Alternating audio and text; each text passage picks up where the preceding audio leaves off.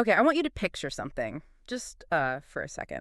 Imagine a scene from the ancient world, a moment that feels like a breaking point. Mm. The year is 642 AD. You're standing in Alexandria, Egypt. It's hot, it's dusty. This is the city of learning, the absolute jewel of the ancient world. Right. This is the intellectual capital of the planet at that point. But the mood isn't intellectual, it's the mood of conquest. Caliph Omar's armies have just taken the city, and they are standing right in front of the Great Library. The Library of Alexandria. I mean, just the name itself, it's the single greatest collection of human knowledge that had ever existed. We're talking scrolls on astronomy, math, poetry, philosophy. It's centuries of wisdom, everything we knew, basically. It's the burning heart of civilization. And the legend, and it's probably not true, but the story is what really matters here. The legend says the army commander sends a message to the caliph.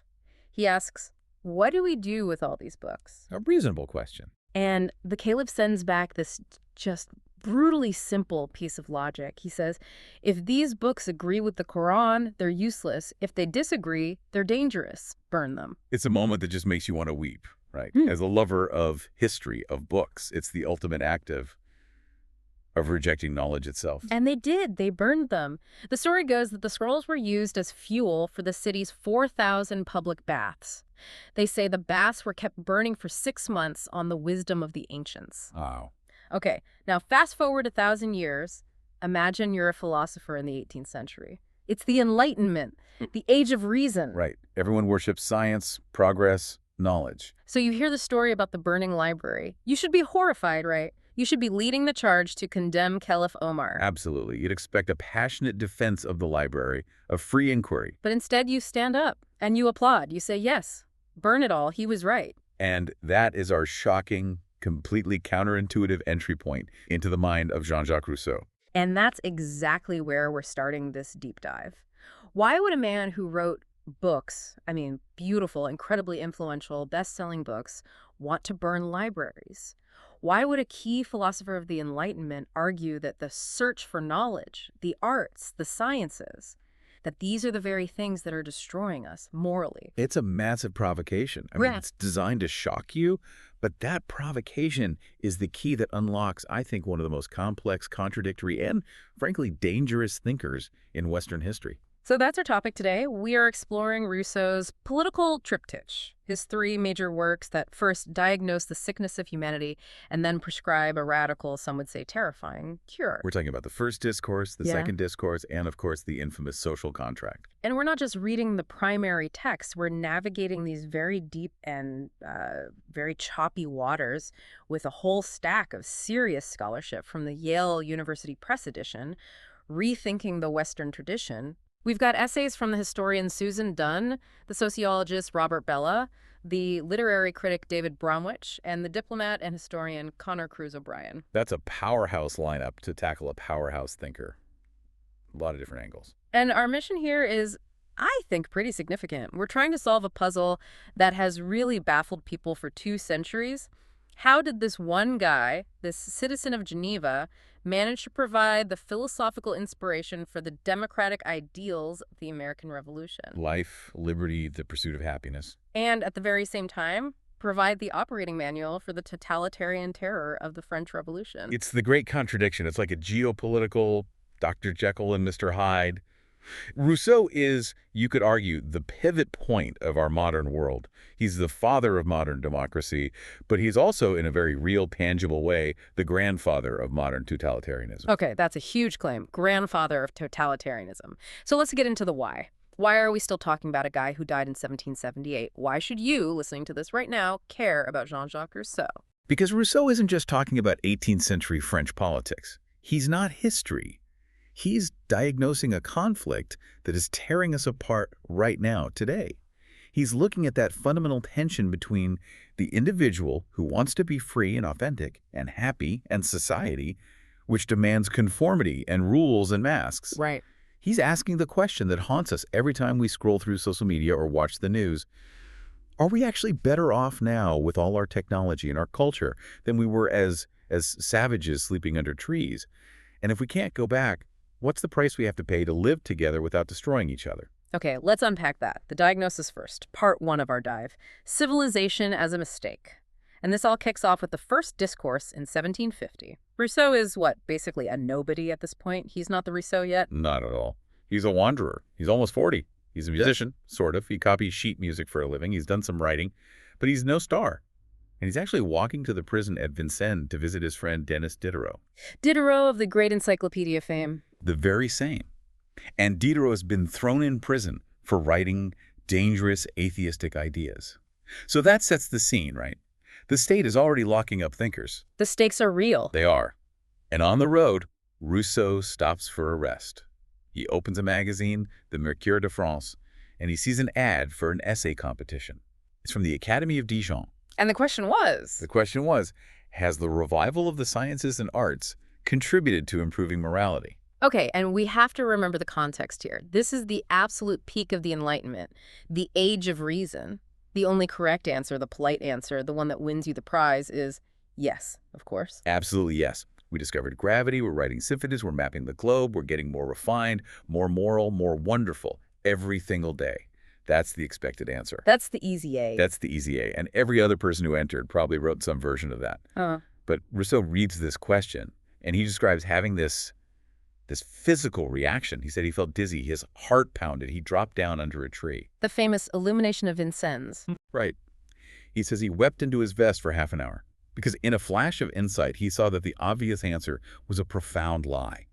He realized that throughout all of history, every time a civilization reaches its peak of artistic and scientific glory, it is at that exact moment of its deepest moral collapse. So cultural progression equals moral regression. Precisely. He looks at the glitter of Paris, the salons, the witty conversation, the theater, the fashion, the science, and he doesn't see progress. He sees rot. He sees weakness. And he makes this famous contrast between Athens and Sparta. Now, in school, you're usually taught Athens is the good guy, right? Socrates, philosophy, democracy, beautiful art. And Sparta is the scary militaristic state that throws babies off cliffs. Right. But for Rousseau, it's the complete opposite. He flips it entirely. For him, Athens is the villain. Athens is the city of luxury, of rhetoric, of softness, of endless debate. He argues that when a society gets obsessed with art and science, it gets weak, gets focused on comfort and pleasure, not duty. And luxury, for Rousseau, is the great corrupter. And Sparta. He loves Sparta. He champions Sparta. He sees it as this muscular society. They didn't write plays, they wrote laws. They didn't debate geometry, they trained for war. They didn't have private luxury, they had communal meals. It was a place where citizens were citizens, first and foremost. He seems to think they were virtuous because they were ignorant. Ignorant of vice, yes. It's a hard idea for us to swallow. Ignorance is virtue. But Rousseau isn't really arguing for stupidity. He's arguing against pretense. There's this incredible metaphor he uses in the first discourse about garlands of flowers. I have the quote here. He says, "The sciences, letters, and arts spread garlands of flowers over the iron chains with which men are burdened, stifle in them the sense of that original liberty, make them love their slavery, and turn them into what is called civilized peoples." That is the critique of the happy slave. It's just devastating. He's looking at his sophisticated contemporaries in Paris with their powdered wigs and their witty conversations about Voltaire, and he's saying, you think you're free, you think you're enlightened because you can go to the opera, but you are just slaves who have learned to love your chains because they're pretty. They're decorated with culture. Right. You've lost the ability to actually be free. You've only learned how to act polite. And that distinction between acting and being feels so central. He's basically attacking the entire concept of politeness, isn't he? He hates it. He absolutely despises politeness. He sees it as a veil, a form of institutionalized hypocrisy. In what he'd call a rude society, if I hate you, you know it. I might fight you or just avoid you. It's honest. But in a polite society, I smile at you. I bow. I ask about your health, all while I'm plotting your ruin. Rousseau says civilization teaches us to live in a state of constant performance. We perform virtue to win praise, not because we're actually good. We perform intelligence to feel superior. We become these hollow shells, living entirely in the perception of other people. So the first discourse is this bombshell. Your progress is fake. Your culture is a lie. And he wins the prize. The Academy of Dijon actually gives him the award for basically trashing everything they stand for. It made him an overnight celebrity. It's the ultimate irony. The man who hated civilization became the talk of civilization. But he wasn't done. He goes much, much deeper 5 years later in 1755 with the second discourse, the discourse on the origin and basis of inequality among men. Right. This is where he puts on his anthropologist hat, or maybe more accurately, his science fiction writer hat. Huh. He admits it's a thought experiment. He can't prove this with historical records. So he says, let's strip everything away. Strip away the clothes, the language, the laws, the cities, the history. What is the human animal in its absolute rock-bottom natural state? He wants to find the state of nature. And his version of the state of nature is so different from Thomas Hobbes. We've talked about Hobbes before, his idea that life in nature was nasty, brutish, and short, a constant war of all against all. Rousseau completely rejects that. He says Hobbes made a fundamental mistake. Hobbes looked at civilized men who were already greedy, anxious, ambitious, cruel, and he just projected them backwards into the forest. So Hobbes was imagining a Wall Street banker in a loincloth. Exactly. And Rousseau says, no, that's not it at all. The true natural man is something else entirely. He's solitary, he's peaceful, he has no reason to fight anyone because he has no property to defend, no status to protect. So paint us a picture. What is the day-to-day life of this Rousseauian natural man? He wanders the forest, he eats when he's hungry, acorns, berries, he drinks when he's thirsty, he sleeps under a tree when he's tired. If he happens to meet another human, they might mate, but there are no family bonds, no marriage. No family. No. Mothers raise children just until they can survive on their own, and then they wander off.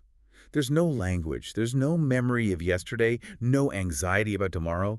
He lives completely in the present moment. It sounds incredibly lonely, but also strangely peaceful, almost zen. It is Zen. Rousseau calls it a state of pure sensation. Mm-hmm. And he says this natural man has two key instincts that guide him. The first one is obvious, self-preservation, Right. the drive to stay alive. Rousseau calls this amour de soi-même. It's a healthy, natural, non-toxic self-love. It's just the biological impulse to eat, drink, and be safe. And the second instinct. This is the crucial one, and this is where he really parts ways with other thinkers. He says, we possess pity. The natural biological aversion to seeing another creature suffer. Rousseau argues that before we have reason, before we have laws, before we have religion, we have this gut instinct that makes us flinch when we see something in pain. So it's not a moral calculation, it's just a feeling. It's a gut feeling. You see a wounded animal or you hear a person screaming and you feel a reluctance to add to that suffering. So you don't have the Hobbesian war because natural man isn't cruel. He's just indifferent, but an indifference that's tempered by this natural pity. Okay, so if we start as this peaceful, solitary, compassionate-ish animal, how on earth do we get from that to the absolute mess of inequality, misery, and cruelty that Rousseau saw in his time and that we see in ours? This is the fall from grace. And for Rousseau, it's not one single event, like eating an apple. It's a long, slow, tragic slide. It happens in stages. First, we start to overcome difficulties. We invent tools. We learn to hunt and fish together. And then, crucially, we build huts. We start living in families. That sounds like a good thing, though. You get love, parents, children, the first real society. And Rousseau admits this was probably the happiest and most durable epoch. It's a kind of golden age. We're not fully wild anymore, but we're not fully corrupted yet. But this little society creates the first drop of poison. And that poison is comparison. The village dance. I remember this part from the text. Yes. People gather outside their huts, they look at each other, they start to sing and dance, and for the very first time in human history, it matters how well you sing or dance. Someone is the best singer, someone is the strongest hunter, someone is the most beautiful. And suddenly the person who can't dance as well feels lesser, and the person who sings the best feels pride. And this is the birth of the great villain of Rousseau's entire psychological system, amour propre. This is so important. You really have to get the distinction he's making here. It's everything. You have to understand the difference between amour de soi, that natural self-love, and amour propre. Amour de soi says, I am hungry, so I want to eat. It's internal. It's about your own needs. Amour propre says, I want to have a better dinner than you so that I can feel superior to you. It's vanity. It's a self-love that only exists through the eyes of other people. It's the difference between going for a run, because you love the feeling of it, and going for a run so you can post your time online and beat your friends. It's the Instagram trap. It is the absolute essence of the Instagram trap. Rousseau would say social media is the ultimate engine of amour propre. It's not enough to be happy. You have to be seen to be happier than other people. We have outsourced our entire sense of self-worth to the like button. We literally don't feel like we exist unless we are being perceived. And that makes us fragile. Because our self-esteem is completely dependent on the opinions of people we might not even respect. Totally independent. And this is the sickness. So we have comparison. But then comes the final hammer blow, the thing that locks the chains on for good. Property. Oh. Yes, the famous passage. Probably one of the most famous in all of political philosophy. The first man who, having enclosed a piece of ground, bethought himself of saying, "This is mine," and found people simple enough to believe him, was the real founder of civil society. It's such a chilling moment, the invention of mine and yours. And Rousseau just cries out across the centuries. How many crimes, wars, and murders, what miseries and horrors might not anyone have saved mankind by pulling up the stakes and crying out to his fellows, "Beware of listening to this impostor. You are undone if you once forget that the fruits of the earth belong to us all, and the earth itself to nobody."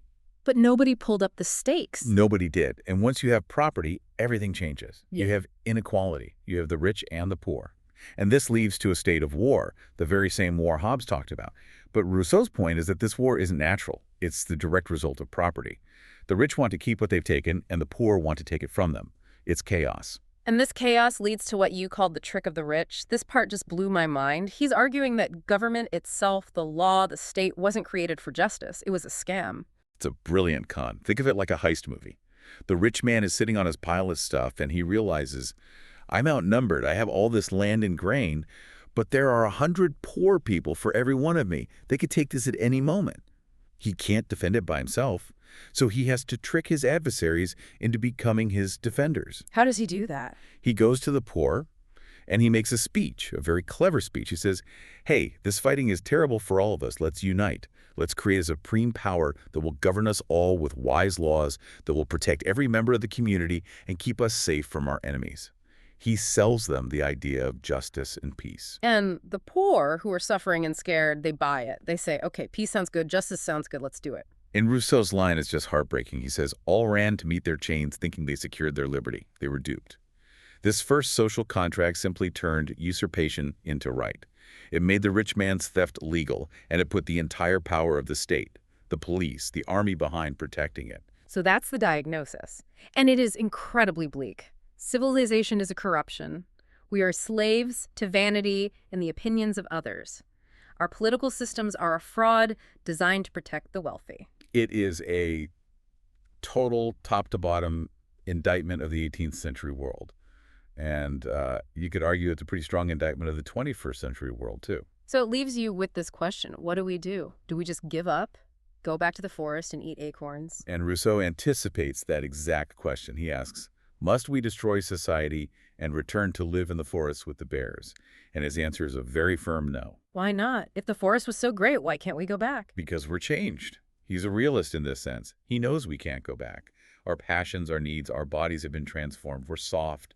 We rely on cooked food and warm houses. We couldn't survive.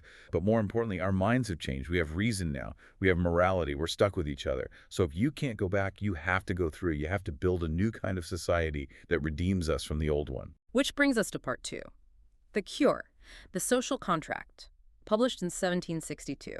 And this is the book that kicks off with that legendary line, "Man is born free, and everywhere he is in chains." This is the pivot. He's moving from diagnosis to prescription. And the prescription it's one of the most radical ever proposed. His goal is to find a form of association, a society, where you are protected by the full power of the group, but you remain as free as you were in the state of nature. Which sounds like a paradox. It sounds logically impossible. If I join a group, I have to obey the group's rules. If I obey rules, I am by definition not as free as I was when I was alone in the forest. Rousseau thinks he can square that circle. And his solution, his starting principle, is what he calls total alienation. That phrase alone, total alienation, it just sends this shiver down your spine. It sounds like something from a cult. What does he mean by that? He means that every single person who joins this new society must give up everything. You surrender all of your natural rights, all of your power, all your property to the community as a whole. You hold nothing back for yourself. No Bill of Rights, no private sphere. Nothing. You give it all to the pawn. I mean, that sounds like the very definition of slavery, of totalitarianism. How can giving up everything possibly make you free? Okay, here's his logic, and you have to follow it very closely because it's tricky. He says, first, if everyone gives absolutely everything, then the condition is equal for all. No one has any special privileges or advantages. Okay, a level playing field. A completely level playing field. And because of that, no one has any interest in making the rules oppressive for others, because those same rules will apply equally to them. If I vote for a law that says everyone has to give their house to the state, well, I lose my house too, so I'm not going to do that lightly. Right. It has a built-in break against tyranny. That's the idea. And there's a second, more subtle point. He says that by giving yourself to everyone, you actually give yourself to no one. You aren't submitting to a king or a master or an elite class. You're submitting to the abstract collective of which you yourself are an equal part. You're obeying yourself in a way. So this is where we get to the famous general will, the volonté générale. This is the engine of his whole system. But it is such a slippery concept. What is it, and how is it different from just, a majority vote? This is maybe the most debated concept in the history of political philosophy. It is absolutely crucial to distinguish it from what Rousseau calls the will of all. The will of all is just the sum of private selfish interests. It's what you get if you poll everyone and ask, what's best for you personally, and then you add up the answers. It's a clash of selfish desires. Exactly. The general will is different. It's the answer to the question, what is best for the community as a whole? Can you give us a concrete example to make that clearer? Sure. Let's say a town is debating whether to build a new hospital. Okay. The will of all is a mess. I vote no because I don't want my property taxes to go up. You vote no because the construction noise will bother you. A developer votes yes because his company will get the contract. We're all voting based on our private selfish interests. The result is just a mathematical tally of our greed and convenience. Right. The general will asks a different question. It asks, for the long-term health and well-being of all its citizens, does this town need a hospital?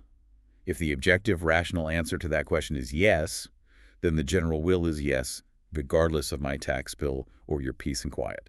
So the general will is about the common good, completely stripped of personal bias. That's the ideal. And Rousseau makes this extraordinary claim. He says the general will is always right. Always right. I mean, that is a massive claim. He treats it almost like a truth of geometry. He says the people can be deceived, their judgment can be wrong, they can make a mistake in their voting, but the general will itself, the actual true interest of the collective, is infallible. It's a perfect standard of reason and justice that exists whether we recognize it or not. So what happens if I disagree with it? Let's say the general will decides we're going to war, and I'm a pacifist. I say, this war is wrong, I refuse to fight. Well, according to Rousseau's logic, you are simply in error. You're not just having a valid difference of opinion. You are factually mistaken about what is truly good for you, because your true, higher good is inextricably tied to the good of the community. And this leads us to that line, the line that everyone remembers. If anyone refuses to obey the general will, he will be compelled to do so by the whole body. And the quote is, this means nothing less than that he will be forced to be free. Forced to be free. To a modern liberal ear, that sounds like something written over the gates of a concentration camp. It is the ultimate dystopian phrase. We are forcing you to be free. It's horrific. It is chilling. It's the single line that makes liberals and libertarians run screaming from Rousseau. But let's look at Robert Bella's essay from our source material here. He tries to give a more charitable reading. He argues we shouldn't immediately jump to a 1984 Big Brother interpretation. How else can you possibly read it? Bella says you have to understand Rousseau's definition of freedom.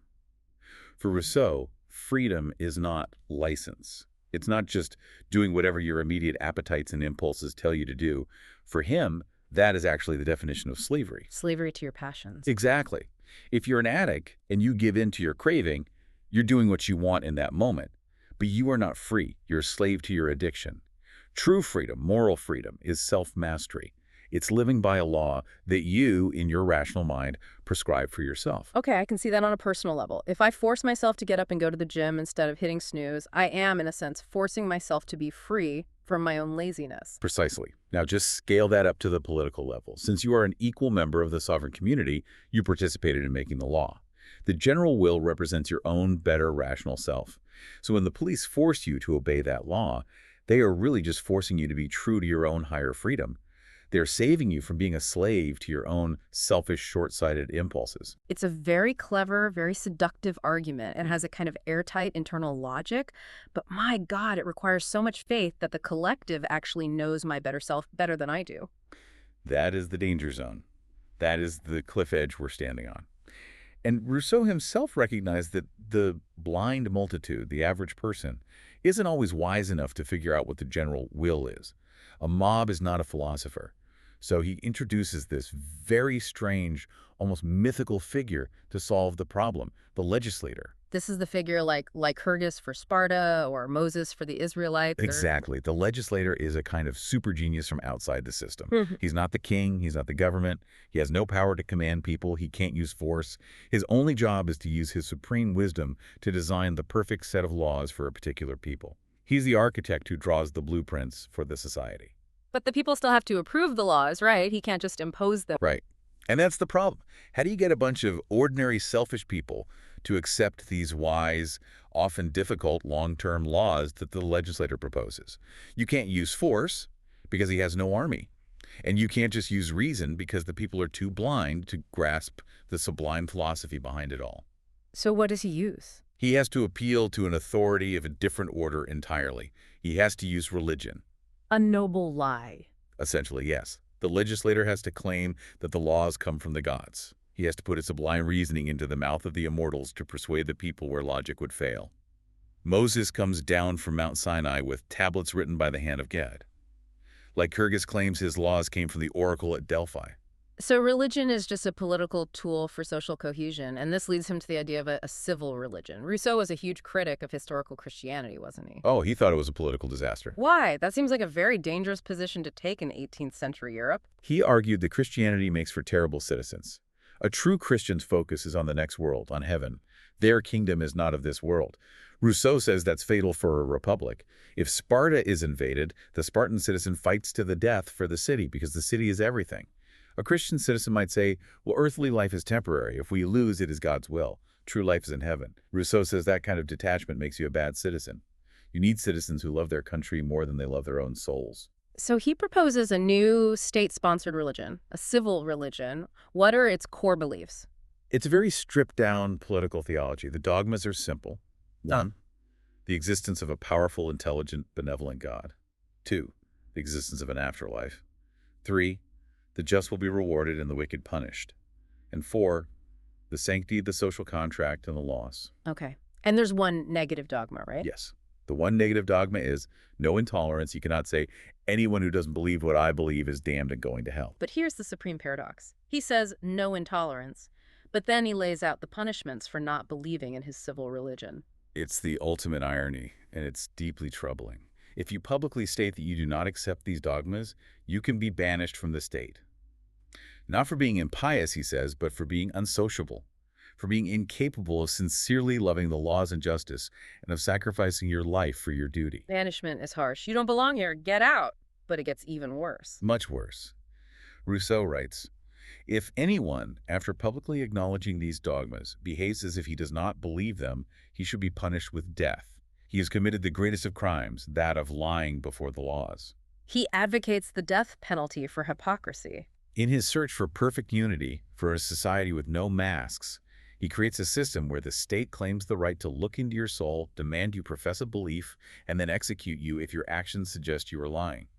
He believes you can't live in peace with people you think are damned.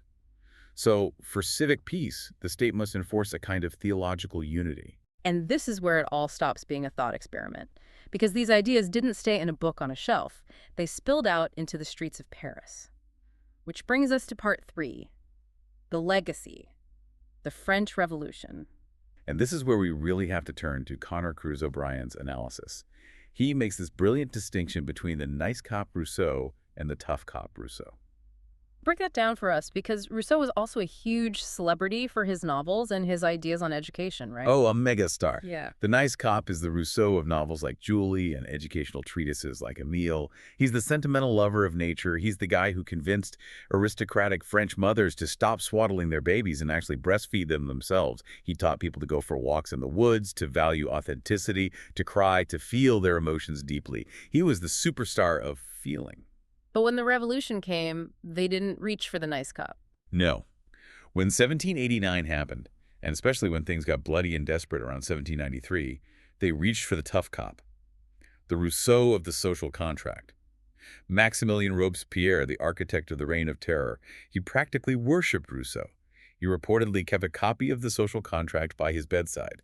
He saw himself as the high priest of the general will. And you can draw a straight line from the logic of the book to the blade of the guillotine. An absolutely straight line. Just follow the syllogism. 1, the general will is always right and aims at the public good. 2, the general will is the true will of the people. 3, I, Robespierre, and my Jacobin faction are the authentic voice of the people. Therefore, Anyone who disagrees with me is not a mere political opponent with a different view. They are an enemy of the people, an enemy of truth itself. They are a disease in the body politic that must be cut out. O'Brien really focuses on this obsession with unity. Yes, the revolutionaries were obsessed with unity, with a capital U. Rousseau taught them that factions and parties were the ultimate political evil because they represent private interests and they divide the general will. So in the National Assembly, there was no room for a loyal opposition. If a faction emerged, it wasn't seen as a legitimate part of the debate. It was seen as a conspiracy that had to be crushed to restore the sacred unity of the nation. There's that terrifying quote from the revolutionary priest Emmanuel Sieyès about the nobility. Sieyès was a deep Rousseauian thinker. In his famous pamphlet, he argued that the third estate, the common people, was not just part of the nation, it was the nation, the whole thing. So what about the nobility? The clergy? They're not part of the nation. They're outside of it. They're foreign bodies. Sieyès called them malignant fluids that were poisoning the body of France. Malignant fluids. That's such a chilling, dehumanizing image. It's medical language used to justify mass murder. And what do you do with a malignant fluid in a sick patient? You drain it. You purge it. And that is how the beautiful dream of a perfectly unified, virtuous republic led directly to the terror. To create perfect harmony, they had to eliminate every discordant note, which meant cutting off every head that dared to think for itself. It's just a profound tragedy. They wanted fraternity, and they produced a bloodbath. Now, let's jump across the Atlantic. The American founders were also reading Rousseau, but their takeaway was completely different. It's one of the most fascinating contrasts in political history. The Americans, and particularly James Madison, were looking at the exact same problem: factions.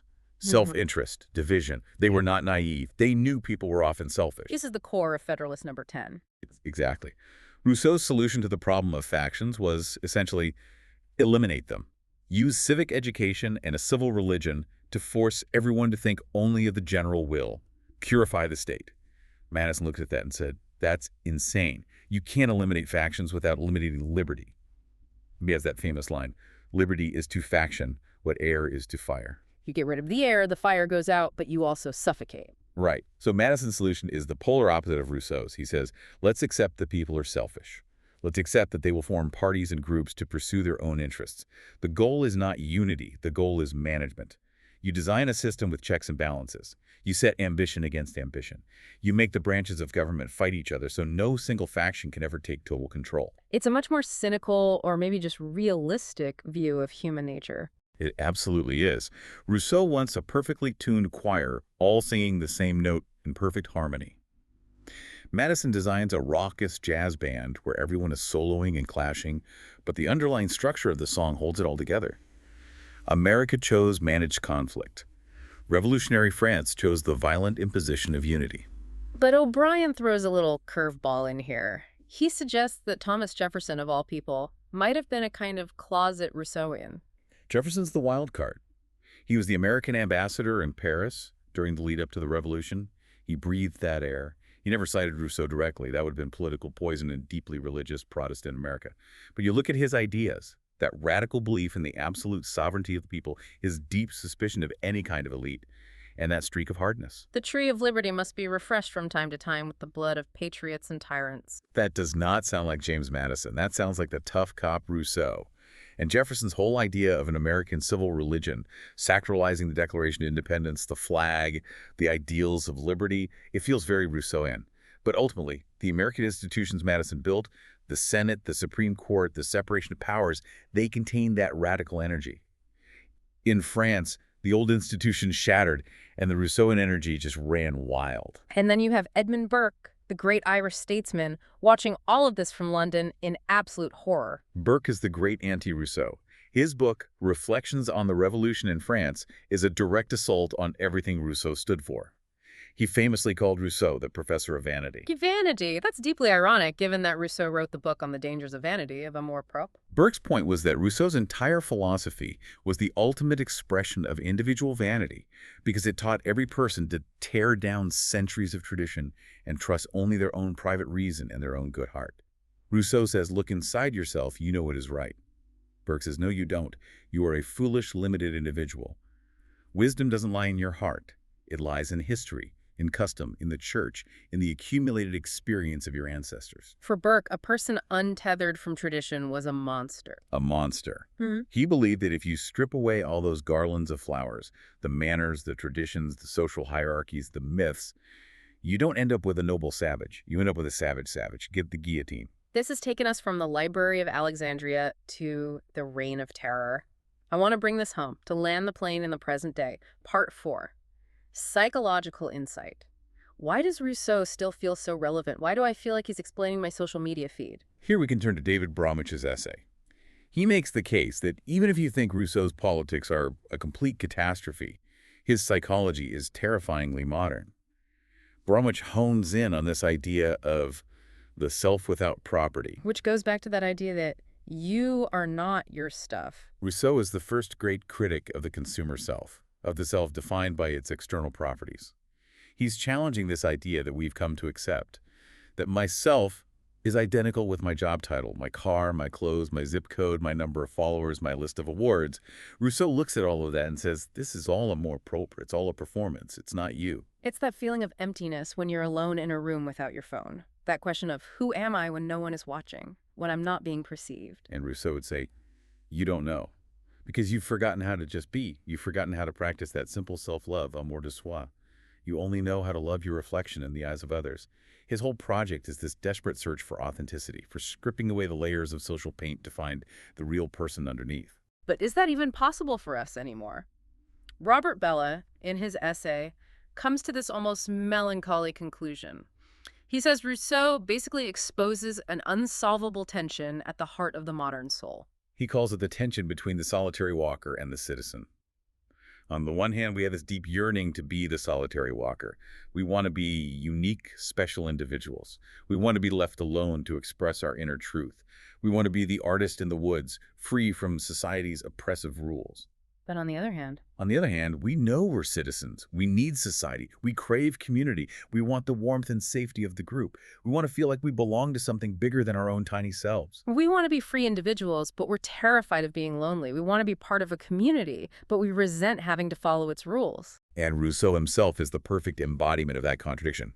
This is the man who wrote the most radically collectivist book in modern history, The Social Contract, demanding total submission to the group. And what did he do then?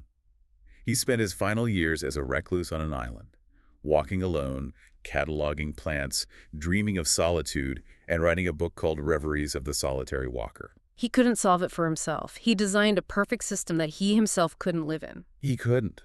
And his tragedy suggests that maybe we can't either. We're torn. We're permanently stuck between the forest and the city. So we're left with the burning question, the final provocative thought to leave our listeners with. I think it all comes down to the definition of freedom. Rousseau looks at us today, citizens of modern liberal democracies, and I think he would say, you think you are free? You have freedom of choice. You can choose from 100 kinds of cereal. You can say what you want on the internet. But you are not free. You are slaves. You are slaves to advertising, slaves to social pressure, slaves to your own bottomless appetites. And his alternative is, what? True freedom is total submission to a collective law that we all write together. Freedom is obedience to a law we give to ourselves. So the question for you, for the listener, is this. Is it possible that Rousseau's radical version of freedom, this forced to be free collective virtue, is actually the only way to escape the prison of our own selfishness? Is it the only way to stop being happy slaves? Or is that just a pretty name for the doorway to the gulag? Are we just happy slaves happily polishing our own chains? Or was Rousseau a madman who wanted to replace our decorated chains with heavier, colder iron ones? That is a thought that will keep you up at night. It certainly keeps me up. We have covered a massive amount of ground here, from the happy slave to the general will to malignant fluids. But really, we've only scratched the surface of these texts. If you want to understand the DNA of our modern world, why we fight about freedom and community, you have to grapple with Jean-Jacques Rousseau. Read the discourses. Read the social contract. It's dangerous stuff. It's explosive. But it's absolutely essential. Thank you for guiding us through this labyrinth. My pleasure. And to you, the listener, keep thinking and keep diving deep. Until next time.